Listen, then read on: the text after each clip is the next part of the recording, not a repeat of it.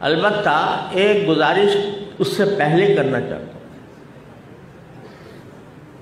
وہ گزارش یہ ہے کہ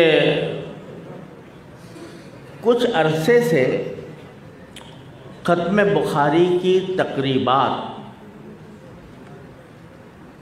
گلی گلی، محلے محلے، مدرسے مدرسے اس طرح شروع ہو گئی ہیں کہ مجھے ڈر لگتا ہے کہ کسی وقت یہ بدعت کا رخ اختیار نہ کر لیں۔ یہ بھی ایک عرس ہوتا جا رہا ہے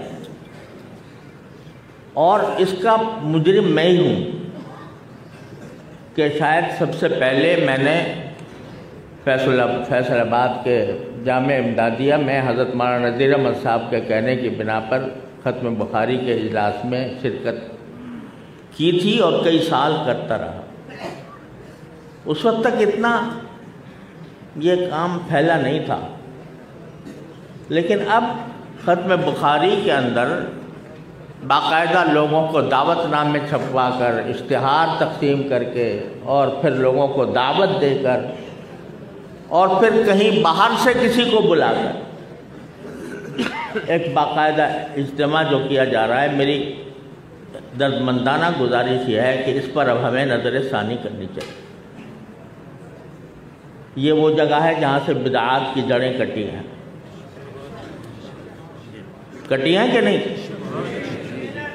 تو اگر یہیں سے اس بدعت کے خاتمے کا بھی اعلان ہو تو بڑی مہربانی ہوگی۔ یا میں کہتا تو نہیں کہ بدعت ہے، لیکن بدعت ہو جائے گی اگر زیادہ اس کا اہتمام ہوا۔ کیوں مولانا عبدالغفار صاحب؟ تو اس وجہ سے میری گزارش یہ ہے کہ بھئی آپ ذرا سوچیں، دارالعلوم دیوبند بھی ختم بخاری ہوا کرتا تھا، حضرت شیخ الہند کے بھی ہاں بھی ہوتا تھا، حضرت شاہ انور شاہ صاحب کشمیری رحمۃ اللہ علیہ کے ہاں بھی ہوتا تھا، حضرت مدنی رحمۃ اللہ علیہ کے ہاں بھی ہوتا تھا۔ کبھی آپ نے سنا کہ ان حضرات نے کوئی بہت بڑا جلسہ کیا ہو ختم بخاری کے لیے؟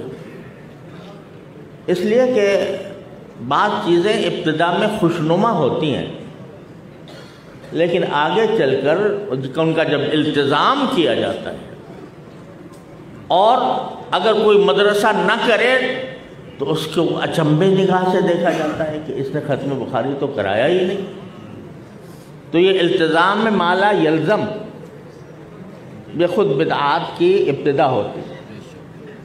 تو میری گزارش یہ ہے کہ آئندہ سے میرے سارے اپنے بھائیوں دوستوں سے، مولانا عبدالغفار بیٹھے ہیں، یا مولانا بیٹھے ہیں، مولانا ظہور علوی صاحب کے صاحبزادے بیٹھے ہیں، تو ان سب سے میری گزارش یہ ہے، اور انشاءاللہ میں اس کو پیغام کو آگے بھی پہنچانے کی کوشش کروں گا کہ اس کو بدعت نہ بننے دیں۔ دستار بندی ہوتی ہے، ہو جائے، لیکن صحیح بخاری کے ختم صحیح بخاری کے عنوان سے جو جلسے ہونے لگے ہیں، اس سے میں سمجھتا ہوں کہ اب ہمیں رکنا چاہیے۔